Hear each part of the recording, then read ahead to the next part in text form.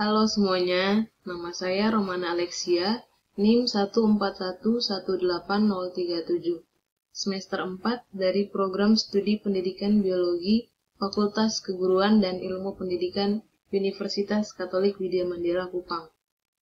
Video ini dibuat untuk memenuhi ujian tengah semester dari mata kuliah Mikrobiologi Dasar dengan kode mata kuliah 1410308. Mata kuliah ini diampu oleh Ibu Hildegardis Nisa, SPD MSI. Pada kesempatan ini, saya akan menjelaskan salah satu materi, yaitu tentang faktor-faktor lingkungan yang mempengaruhi mikroorganisme. Apa saja faktor-faktor lingkungan yang mempengaruhi mikroorganisme? Ada 3 faktor, yaitu yang pertama, faktor abiotik, yang kedua, faktor kimia, dan yang ketiga, faktor biotik. Yang pertama yang akan saya jelaskan yaitu faktor abiotik. Faktor abiotik ini ada beberapa pengaruh, dan pengaruh yang pertama yaitu temperatur. Temperatur atau suhu umumnya memiliki batas bagi kehidupan mikroba, yaitu 0 derajat Celcius sampai 90 derajat Celcius.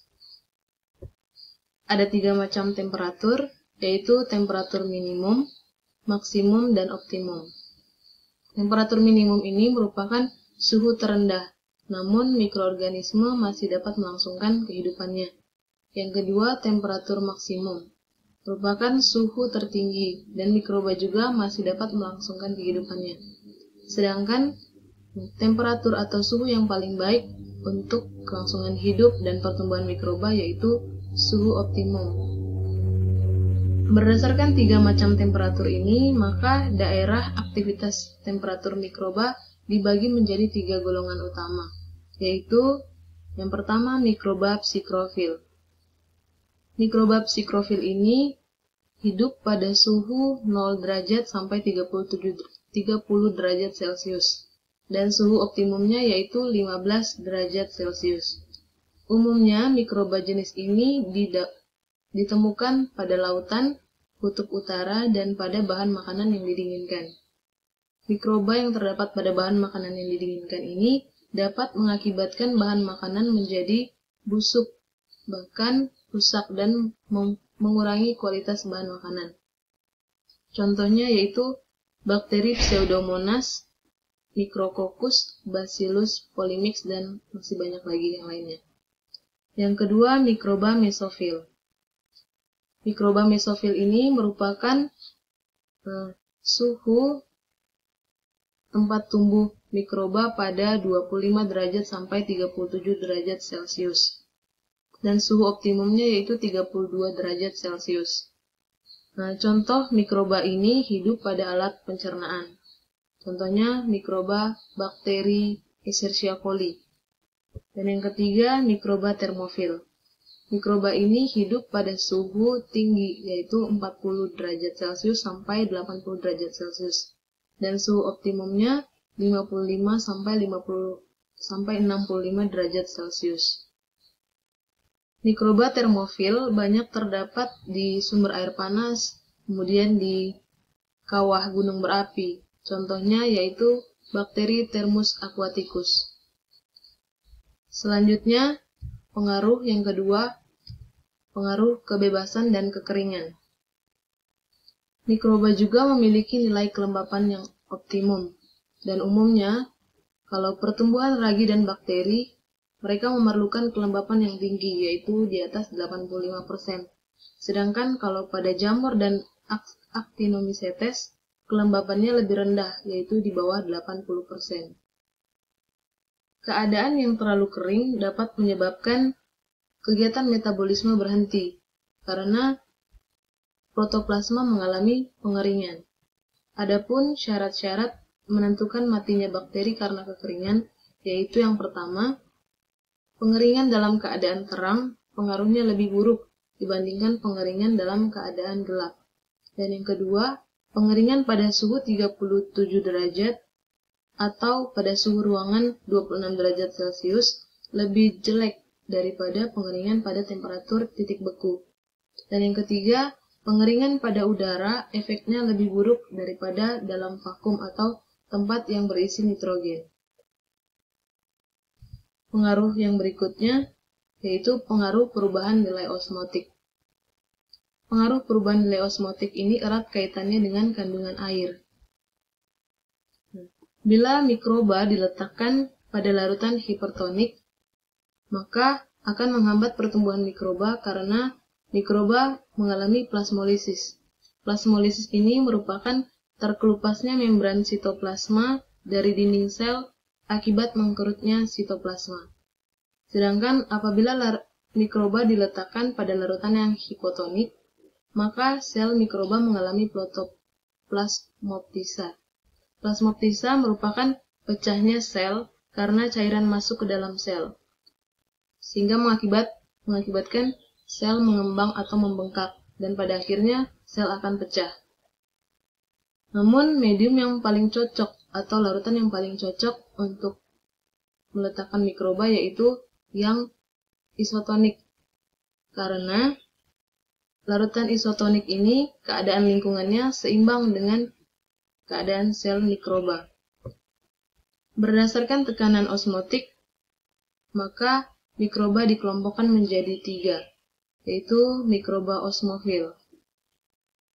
Mikroba osmofil ini dapat tumbuh pada kadar garam tinggi.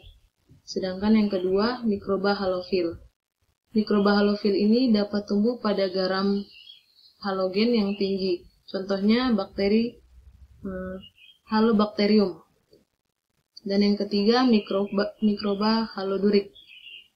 Kelompok mikroba ini dapat tahan dan tidak mati, serta tetap hidup dan tumbuh pada kadar garam yang tinggi, yaitu mencapai 30%. Selanjutnya, faktor atau pengaruh pH, derajat keasaman. Umumnya, mikroba menyukai pH netral, yaitu 7. Nah, berdasarkan daerah pH ini dapat digolongkan menjadi 3 daerah, yaitu mikroba asidosilik. Mikroba asidosilik ini hidup pada pH 2,0 sampai 5,0. Contohnya bakteri Thiobacillus. Yang kedua, bakteri mikroba mesofilik atau neutrofilik. Mikroba ini dapat tumbuh atau hidup pada pH 5,5 sampai 8,8. Dan yang ketiga, mikroba alkalifilik. Mikroba ini dapat tumbuh dan hidup pada pH 8,4 sampai 9,5, artinya pH basa. Dan apabila mikroba ditanam pada media 5, maka pertumbuhan pasti akan didominasi oleh jamur. Sedangkan apabila mikroba ditumbuhkan pada media dengan pH 8, maka pertumbuhan akan didominasi oleh bakteri. Selanjutnya, pengaruh sinar.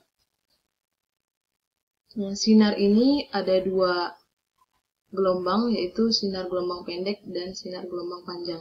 Sinar gelombang pendek ini pengaruhnya buruk bagi pertumbuhan mikroba. Kenapa? Karena sinar gelombang pendek ini dapat menyebabkan mutasi pada mikroba. Selanjutnya, yang keenam, pengaruh penghancuran secara mekanik. Untuk menghentikan pembiakan bakteri, maka kita memerlukan tekanan 600 atm. Sedangkan untuk mematikan bakteri diperlukan tekanan 6000 atm. Dan untuk membunuh sporanya diperlukan tekanan 1200. Maaf, di sini saya kurang menjelaskan.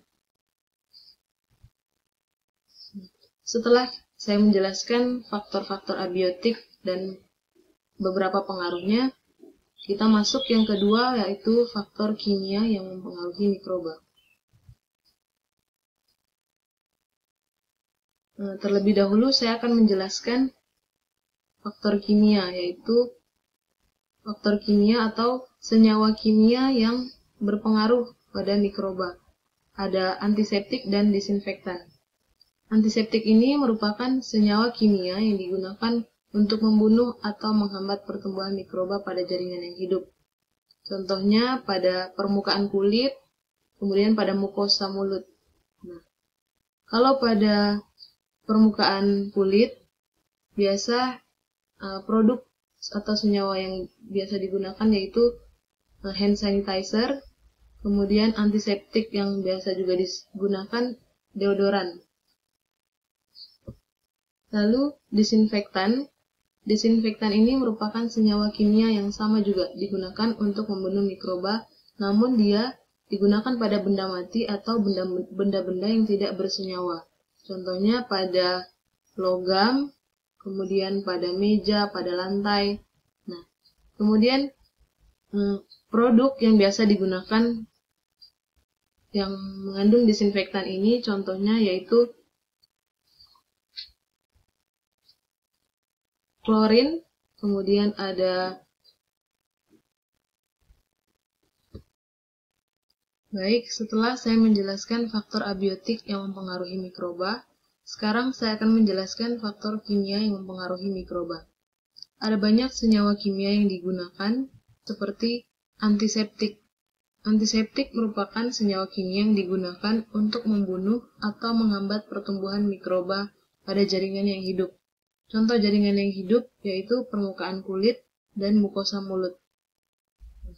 Antiseptik ini biasanya kita gunakan ketika kita mencuci tangan. Pada saat kita mencuci tangan, produk antiseptik yang kita gunakan seperti sabun dan hand sanitizer. Kemudian antiseptik juga digunakan ketika kita membersihkan luka. Produknya seperti Revanol, betadine, dan alkohol 70%. Selain itu, antiseptik juga digunakan untuk mengobati infeksi rongga mulut atau untuk menjaga kebersihan rongga mulut, seperti produk antiseptik Listerine. Selanjutnya, disinfektan. Disinfektan merupakan senyawa kimia yang juga digunakan untuk membunuh mikroba pada benda mati atau benda-benda yang tidak bersenyawa. Contohnya, pada benda-benda yang terbuat dari logam, kemudian permukaan lantai, meja, dan sebagainya. Disinfektan ini juga digunakan untuk membersihkan pakaian atau kain yang mungkin saja terpapar oleh mikroba. Nah, contoh produk dari disinfektan ini yaitu Biclean dan Vanish. Selain itu, disinfektan juga digunakan untuk membersihkan peralatan medis sebelum melakukan sebuah praktek. Nah, contoh dari disinfektan untuk membersihkan peralatan medis yaitu alkohol 70%. Yang pertama, penggunaan antiseptik dan disinfektan.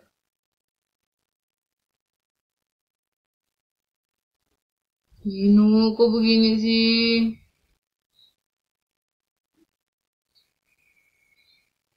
Setiap 2 menit mati. Udah. Selanjutnya, disinfektan. Disinfektan merupakan senyawa kimia yang digunakan untuk membunuh mikroba pada benda mati atau benda-benda yang tidak bersenyawa. Seperti contohnya benda-benda yang terbuat dari logam, kemudian permukaan lantai, meja, dan sebagainya.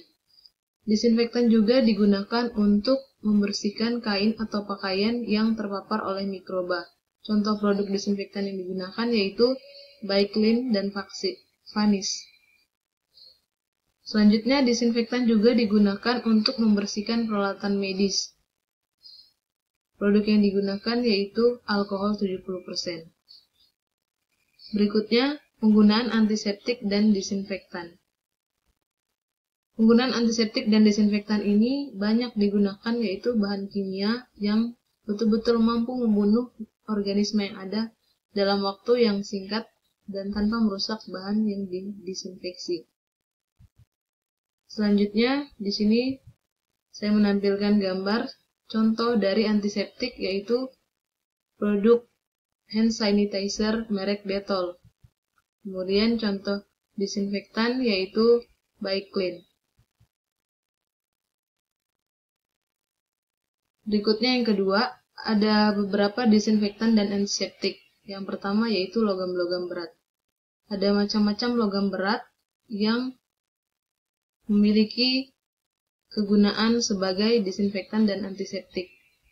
Logam ini berfungsi sebagai antimikroba karena dapat mempresiptasikan enzim-enzim protein esensial dalam sel. Kemudian, Fenol dan senyawa sejenisnya. Fenol dan senyawa sejenisnya ini dapat merusak membran sel dengan cara menurunkan tegangan permukaan. Kemudian ada alkohol. Alkohol merupakan senyawa yang sangat efektif dan baik untuk mensteril dan mendesinfeksi sebuah atau alat-alat. Kemudian ada aldehid. Aldehid merupakan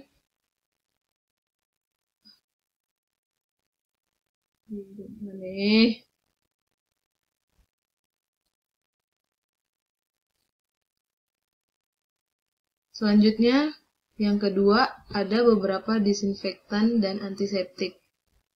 Yang pertama ada logam-logam berat. Logam-logam berat ini ada berbagai macam. Logam berat berfungsi sebagai antimikroba karena dapat mempresiptasikan enzim-enzim protein esensial di dalam sel. Kemudian ada fenol dan senyawa-senyawa sejenisnya. Fenol ini dapat merusak membran sel dengan cara menurunkan tegangan permukaan. Kemudian alkohol. Alkohol merupakan senyawa yang sangat efektif dan baik untuk sterilisasi dan disinfeksi. Selanjutnya ada aldehid.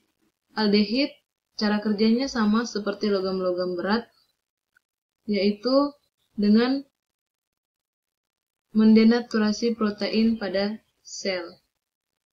Selanjutnya yodium. Dan contoh penggunaan yodium sebagai antiseptik yaitu biasa digunakan sebelum proses pembedahan dalam dunia kedokteran. Selanjutnya ada klor dan senyawa klor. Klor ini memiliki warna yang sangat khas yaitu hijau dan baunya yang tajam. Selanjutnya ada peroksida.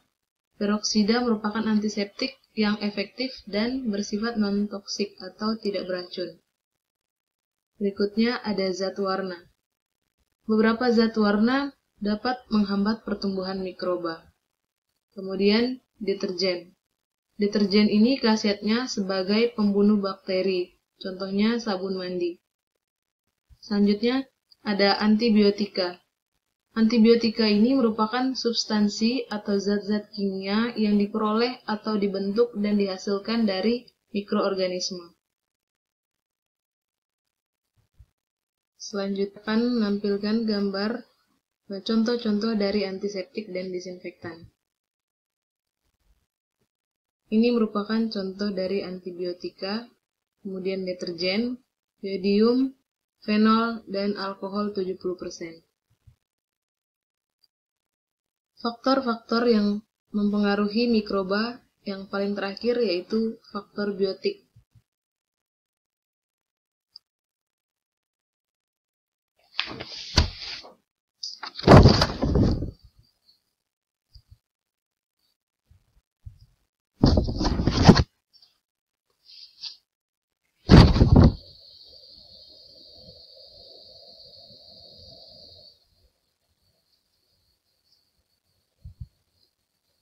Selanjutnya, ini merupakan contoh-contoh dari antiseptik dan desinfektan. Yang pertama, antibiotika, deterjen, yodium, fenol, dan alkohol 70%. Faktor lingkungan yang terakhir yaitu faktor-faktor biotik yang mempengaruhi mikroba. Hubungan antar spesies mikroba dapat menimbulkan beberapa pengaruh, yaitu ada pengaruh positif, negatif, atau tidak ada pengaruh sama sekali antara satu dengan yang lain. Hubungan antar spesies mikroba ini dapat dibedakan menjadi yang pertama, netralisme. Netralisme ini merupakan hubungan antara spesies yang tidak saling mengganggu atau tidak mempengaruhi. Yang kedua, hubungan kompetisi, yaitu persaingan antar spesies dan saling mengalami kerugian. Contohnya, ketika spesies ini tumbuh dalam satu media yang sama, maka persaingan yang terjadi yaitu ketika mereka sama-sama bersaing untuk memenuhi kebutuhan zat makanan. Yang ketiga, hubungan antagonisme, yaitu hubungan yang berlawanan atau asosial. Yang keempat, hubungan komensalisme, yaitu hubungan antara spesies di mana yang satu diuntungkan dan spesies yang lain tidak diuntungkan ataupun tidak juga dirugikan. Yang kelima, hubungan mutualisme, yaitu hubungan dua spesies di mana masing-masing spesies bersekutu dan mendapatkan keuntungan. Artinya mereka saling bekerja sama. Yang keenam, hubungan sinergisme, merupakan hubungan antara dua spesies bila mengadakan kegiatan tidak saling mengganggu, akan tetapi kegiatan masing-masing ini justru merupakan urutan yang saling menguntungkan. Yang ketujuh, hubungan parasitisme, yaitu hubungan antara dua spesies di mana satu pihaknya dirugikan dan pihak yang lain diuntungkan.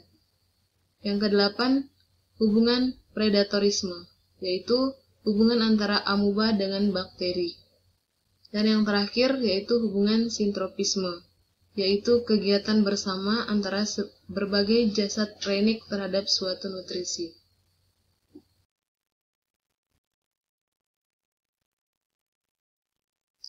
Sekian pemaparan materi tentang faktor-faktor lingkungan yang mempengaruhi mikroorganisme. Apabila ada kata-kata yang salah dan kekurangan, saya mohon maaf. Terima kasih, Tuhan memberkati.